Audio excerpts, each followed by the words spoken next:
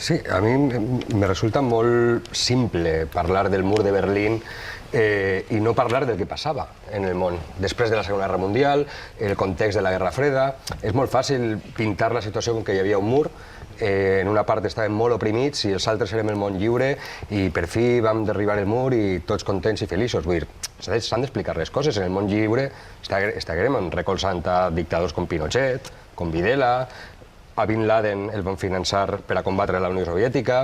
És a dir, hi ha moltes coses que no se conten.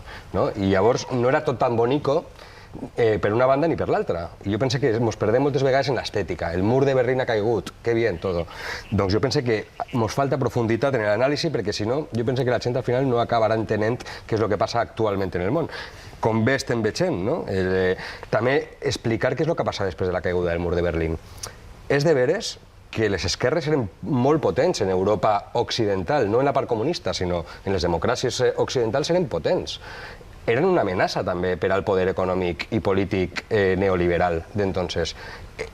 Se mantenia un estat de benestar també, d'alguna manera, per a aquesta tentació comunista que no regnara en Occident.